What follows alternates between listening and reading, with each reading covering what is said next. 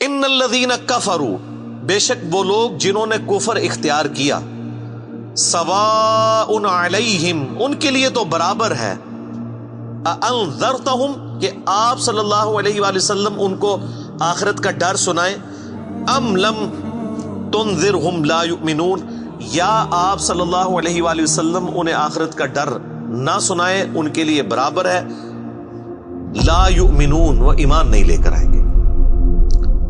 اچھا، اس کا یہ مطلب نہیں ہے کہ جو کافر ہے اس کو آپ نے تبلیغ نہیں کرنی ہے۔ تو یہ کتاب ہدایت پوری انسانیت کے لیے، ھدی للناس وبینات من الہدی والفرقان، اس میں امپلائیڈ ہے ان الذین کفروا، بے شک وہ لوگ جنہوں نے کفر اختیار کیا ہے، جان بوجھ کے آنکھیں بند کی ہوئی ہیں، جس کو ڈاکٹر اسرار صاحب رحمہ اللہ تعالیٰ بڑی پیاری بات کرتے تھے کہ جو شخص سویا ہوا ہے اس کو تو آپ جگا سکتے ہیں، اور جو آنکھیں بند کر کے لیٹا ہوا ہے اس کو کوئی نہیں اٹھا سکتا، کیونکہ وہ پہلے ہی جاگ رہا ہے، جاگنا چاہتا نہیں ہے۔ تو ایسا شخص جس کے اوپر حق اور باطل واضح ہو چکا ہو، اس کے باوجود وہ جان بوجھ کے کفر کی روش اختیار کرے، اس کے لیے قرآن میں کوئی ہدایت نہیں ہے۔ یہ بڑا خطرناک معاملہ ہے۔ تو اس سے مراد وہ کافر ہے کہ جو حق جاننے کے باوجود جان بوجھ کے اپنی قبیلے کی حمایت کے اندر، اپنی نسلی تعصب کے اندر، یا جیلسی فیکٹر کی وجہ سے، جس طرح یہودی تھے، نبی صلی اللہ علیہ وآلہ وسلم کو ماننے سے انکار کر دیا، وہ سب کے سب اس کیٹیگری میں فال کرتے ہیں۔ ان کے لیے اب آپ ان کو تبلیغ کریں نہ کریں، ان کے لیے برابر ہے، وہ ایمان نہیں لے کر آئیں گے۔ ختم اللہ علی قلوبہم، اللہ نے ان کے دلوں پر مہر لگا دی ہے، سیل کر دیا، یعنی سیل ہو گئی، اب کوئی چیز اس کے اندر داخل نہیں ہو سکتی۔ وعلی سمعہم، اور ان کے کانوں پر بھی، وعلی ابصارہم، اور ان کی آنکھوں پر بھی، غشاوۃ، پردہ پڑ چکا ہے، ولہم عذاب عظیم، اور ان کے لیے بہت بڑا عذاب تیار کر رکھا ہے اللہ نے۔ وَلِعَوْذُ بِاللَّهِ تَعَالَى اللہم اجرنا من النار، اللہم اجرنا من النار، اللہم اجرنا من النار۔ اچھا، قرآن کا طالب علم جب اس طرح کی آیات پڑھتا ہے نا تو وہ پریشان ہو جاتا ہے کہ بھئی قرآن تو بہت سٹریٹ فارورڈ ہے، اور آپ دیکھ رہے ہیں کہ اللہ تعالیٰ کے مزاج میں وہ چیزیں نہیں ہیں جو آپ کو میٹھے میٹھے وائزین بتاتے ہیں۔ اس لیے میں کہتا ہوں کتابوں کا خدا اور ہے اور بابوں کا خدا اور۔ قرآن بہت سٹریٹ فارورڈ ہے، کیونکہ یہ کلام کرنے والا کون ہے؟ اللہ، بے پرواہ ہے، اور وہ اسی پیشن کے ساتھ بات کرے گا تو آپ بھی اللہ کو سیریس لیں گے نا۔ اور اگر آپ کو یہ کہانی کرائی جائے گی، خیر ہے، جیسے ایک نانی ماں ہوتی ہیں، ایک دادی ماں ہوتی ہے، تو اللہ تعالیٰ تو نانی اور دادی سے بھی بڑھ کے رحم کرنے والا ہے۔ یہ کہانی، یہ کس آیت میں، کس حدیث میں لکھی ہوئی ہے یہ بات؟ اور میں اس کو پھر اینٹی وینم الزامی جواب کے طور پہ، پھکی کے طور پہ کہتا ہوں کہ اگر یہ نانی دادی اور ماں کے ساتھ آپ اللہ کو تشبیہ دے رہے ہیں اس کی محبت کو، تو کیا یہ نانی دادی اور ماں والی محبت اللہ تعالیٰ کی ابو جہل اور فرعون کے ساتھ بھی ہے؟ تو سارے کہیں گے نہیں۔ تو جو کلمہ پڑھ کے اللہ کے نافرمان اور باغی ہے ان کے ساتھ بھی ہے؟ نہیں۔ جو اللہ کی طرف رجوع لے آئے ان کے لیے، پورے قرآن میں ایک آیت بھی ایسی نہیں ہے کہ جو اللہ کا باغی ہو، رجوع نہ لانے والا ہو، اللہ کہتا ہوں میں اس کو معاف کرنے والا ہوں۔ ہمیشہ یہ ہے کہ جو توبہ کر لے، اپنی اصلاح کر لے، رجوع لے آئے۔ یہ درجنوں آیات ہیں، وہ وقت کے ساتھ آئیں گی، ورنہ تو میں اسی آیت کے اوپر ہی پورا یہ لیکچر ختم کر دوں گا، پھر آپ کا وہ یہ مصحف تو پچھلا تو 9 سال میں ختم ہوا ہے، یہ 18 سال میں بھی ختم نہیں ہونا۔ لیکن جنرل میں بات ضرور کروں گا تاکہ آپ کو ایک کنسیپٹ کلیئر ہو کہ جو باتیں بتائی گئی ہیں بالکل نان سینس باتیں ہیں، اس طرح کا کوئی کنسیپٹ نہیں ہے اسلام کے اندر۔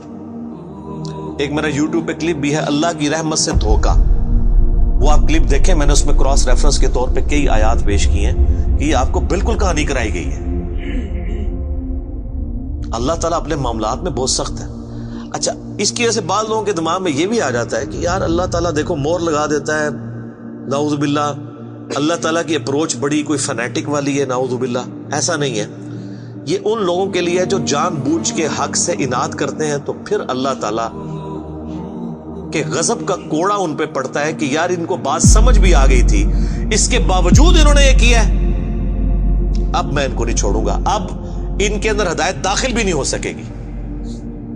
یہ بہت، یعنی اس کو کہتے ہیں پوائنٹ آف نو ریٹرن. اب اس پہ اللہ تعالیٰ کو کوئی پوچھ نہیں سکتا، اس کو اللہ نے بین کیا ہے. لا يسأل عما يفعل وهم يسألون. اللہ کو کوئی نہیں پوچھ سکتا اس نے کوئی کام کیوں کیا. اللہ ہر ایک کو پوچھ سکتا ہے. یہ اللہ کو گلا نہیں کیا جا سکتا. رب ہے، مالک ہے، اس نے اپنے لیے رول طے کیا کہ بھئی جب پوائنٹ آف نو ریٹرن پہ کوئی بندہ پہنچے گا، سچائی قبول کرنے کے باوجود وہ حق سے اناد کرے گا، اس کو نظر آ جائے گی سچائی ہے، پھر بھی وہ اناد کر دے گا، پھر میں مہر لگا دوں گا. آؤ پھر وقت کا پیغمبر بھی اس کو ہدایت نہیں دے سکتا. انک لا تہدی من احببت ولکن اللہ یہدی من یشاء. اے نبی، جس سے تم محبت کرتے ہو تم بھی اسے ہدایت نہیں دے سکتے. اللہ جسے چاہتا ہے ہدایت دیتا ہے. ہدایت کس کو دیتا ہے؟ والذین جاہدوا فینا لنہدینہم سبلنا. جو لوگ ہماری راہ میں کوشش کریں گے ان کے لیے ہم اپنی راہیں کھولیں گے. اس کائنات کی سب سے ایلیٹ چیز ایمان ہے، جس کے اوپر ہمیشہ کی کامیابیوں اور ناکامیوں کا فیصلہ ہونے والا ہے. تو آپ کیا سمجھتے ہیں کہ آپ کو یہ راہ چلتے فٹ پاتھ پہ گری پڑی مل جائے گی؟ اس کے لیے کوئی ایفرٹ پٹ نہیں کرنی پڑے گی. اور دنیا میں جس چیز کی منفعت چند سالوں کے لیے ہو وہ بھی اتنی ایفرٹ پٹ کرنے کے بعد ملتی ہے. اور جس سے ہمیشہ کی کامیابیاں آپ کا مقدر ہونے والی ہیں، آپ سمجھتے ہیں کہ وہ آپ کو چنگے جی لگ جائے گی، مفت میں مل جائے گی؟ نہیں، ناٹ ایٹ آل.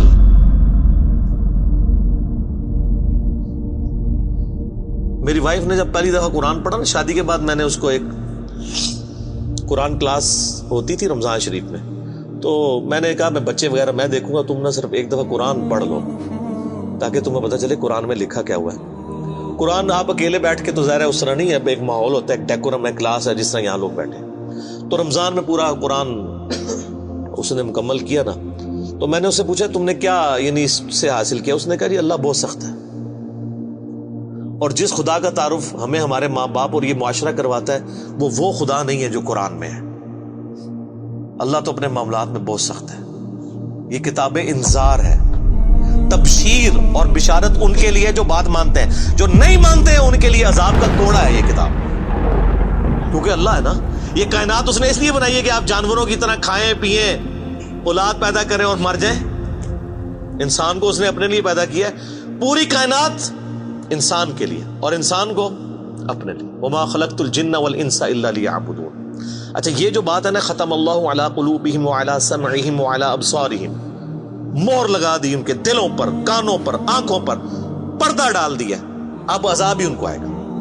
یہ آپ نے اگر بات سمجھنی ہے نا تو آپ پارہ نمبر 7 کے آخری صفحے پہ آ جائیں. سورۃ الانعام میں آیت نمبر ہے 110، 7ویں پارے کی آخری آیت. آپ کے یہ بلو والے قرآن میں 142 نمبر پیج کی آخری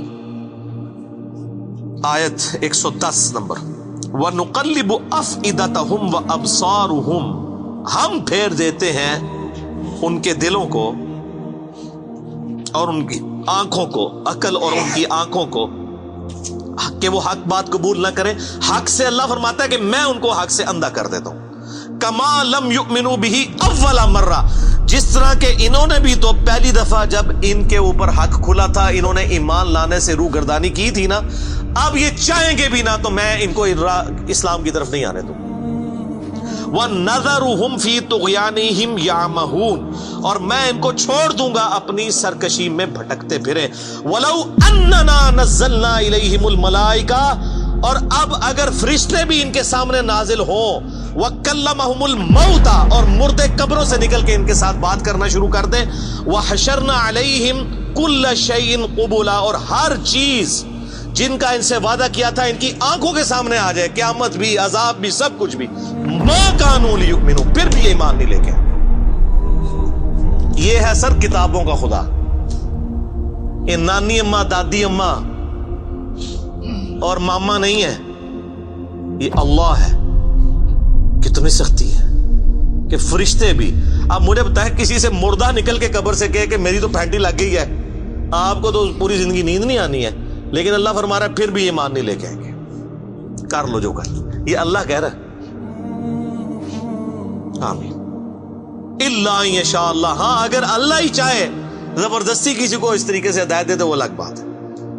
ولیکن اکثرہم یجہلون، لیکن اکثر لوگ جہالت کا شکار ہیں. وہ اپنی وشفل تھنکنگز کے اندر، امانیہم جنہیں کہا گیا ہے، وہ ان میں پھر رہے ہیں، پھرتے رہے. اللہ تعالیٰ اپنے معاملات میں بہت سخت ہے میرے بھائیوں. اللہ کو سیریس لینے کی ضرورت ہے. ظاہر ہے اس کائنات کی ایک ہی حقیقت ہے، وہ اللہ ہے. اگر اس کو کوئی سیریس نہیں لیتا تو اللہ تعالیٰ کے لیے کیا ہے؟ وہ تو اپنے نبی سے 3 دفعہ قرآن میں کہلوا رہا ہے، قل انی اخاف ان عصیت ربی عذاب یوم عظیم. اے نبی تم فرما دو کہ بالفرض اگر میں بھی اپنے رب کی نافرمانی کروں تو مجھے خود اس بات کا ڈر لگا ہے کہ بڑے دن کا عذاب مجھے بھی آ پکڑے گا. جی سورۃ الانعام، سورہ یونس، سورہ الزمر، 3 سورتوں میں یہ ایک آیت 3 دفعہ آئی ہے.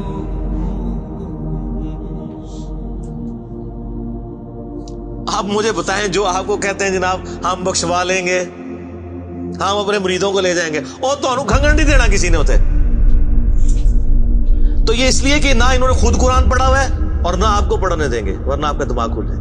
او جی گاڈ از آل لونگ، یہ کرسچنز نے بھی ایک دھوکہ دیا ہے نا، گاڈ از آل لونگ. تو میں نے ان کو بھی پھکی دی تھی کہ اگر گاڈ از آل لونگ ہے اور وہ آل لونگ کا کانسیپٹ پھر صوفیاء کے ہاں ادھر مسلمانوں میں بھی داخل ہوا، وہ جی اللہ کو ہماری نمازیں چاہیے. اور سر اللہ نے کب کہا مجھے تمہاری نمازیں چاہیے؟ اللہ کہتا ہے تمہیں تمہارے لیے نمازیں چاہیے، اللہ کے لیے نہیں، اپنے لیے.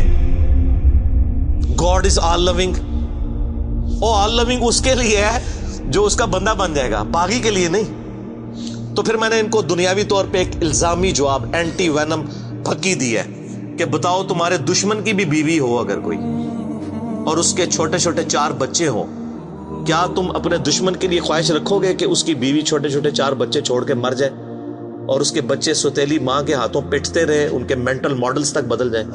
سارے کہیں گے نہیں جی. کیوں نہیں؟ دل پسیجتا ہے. اچھا آپ کا دل پسیجتا ہے اور آپ نے ہمیں یہ کہانی کرائی ہے کہ اللہ تعالیٰ ماں سے اتنے گنا اور دادی سے اتنے گنا اور نانی سے اتنے گنا محبت کرتا ہے، تو وہ اللہ روزانہ ہزاروں ایسی عورتوں کو موت کیوں دیتا ہے جن کے 4 چھوٹے چھوٹے بچے ہوتے ہیں؟ اس پہ ساروں کی زبانیں گنگ ہو جاتی ہیں. اگر وہ آل لونگ ہے کیوں موت دیتا ہے؟ آپ تو اپنے دشمن کی بیوی کو بھی موت نہ دیں، وہ روزانہ ہزاروں ایسی ماؤں کو موت کیوں دیتا ہے جن کے چھوٹے چھوٹے بچے ہوتے ہیں؟ اس کا مطلب ہے آپ نے جو احساسات ڈیولپ کیے ہوئے ہیں کہ اللہ اپنے بندوں کے ساتھ یہ کرتا ہے، وہ نہیں ہے. اللہ اپنے احساسات کا اسیر نہیں ہے. اللہ کے وہ جذبات نہیں ہیں جو آپ کے ہوتے ہیں، وہ بے پرواہ ہے. ہاں جو اس کا ہو جائے نا اس کے لیے معاملہ الگ ہے. وہ صحیح بخاری میں حدیث ہے کہ جس نے میرے ولی کے ساتھ دشمنی کی میرا اعلان جنگ ہے اس کے خلاف. اور انسان میرا قرب نہیں حاصل کرتا مگر فرائض کے ذریعے اور نوافل پہ استقامت کے ذریعے اس لیول پہ پہنچ جاتا ہے کہ میں اس کے ہاتھ بن جاتا ہوں جس سے وہ پکڑتا ہے، میں اس کے کان بن جاتا ہوں جس سے وہ سنتا ہے، میں اس کی آنکھیں بن جاتا ہوں جس سے وہ دیکھتا ہے، میں اس کے پاؤں بن جاتا ہوں جس سے وہ چلتا ہے. اچھا ادھر ہی حدیث روک دیتے ہیں صوفیاء اور وہ کہتے ہیں نہیں وہ خود ہی خدا بن گیا، ایتھوں ہاتھ پائے گا انجو ہو جائے گا. وہ آگے پڑھو کیا لکھا ہوا ہے، وہ جب اپنے دشمن کے اگینسٹ مجھ سے پناہ طلب کرتا ہے میں اسے پناہ عطا کرتا ہوں. اگر وہ اللہ ہی سے پناہ طلب کر رہا ہے تو وہ پھر ہاتھ مارنے جو گا تو نا یہ ہاتھ بن جاتا ہوں، پاؤں بن جاتا ہوں، کان بن جاتا ہوں. اس سے مراد یہ کہ اس کا اوڑھنا بچھونا پھر میں ہی بن جاتا ہوں. قل ان صلاتی و نسکی و محیای و مماتی للہ رب العالمین. اے نبی تم فرما دو بے شک میری نماز، میری قربانی، میرا جینا، میرا مرنا سب اللہ کے لیے. اوڑھنا بچھونا اللہ بن جاتا ہے. اس حدیث کے آگے الفاظ ہیں اللہ تعالیٰ ماتا ہے مجھے کبھی کسی معاملے میں ہچکچاہٹ نہیں ہوتی سوائے ایک معاملے کے کہ جب مجھے اپنے کسی مومن بندے کو موت دینی پڑتی ہے. اللہ کہتا ہے میں بھی اس پہ ریلیکٹڈ ہوتا ہوں. کیوں؟ میرا بندہ موت کو ناپسند کرتا ہے.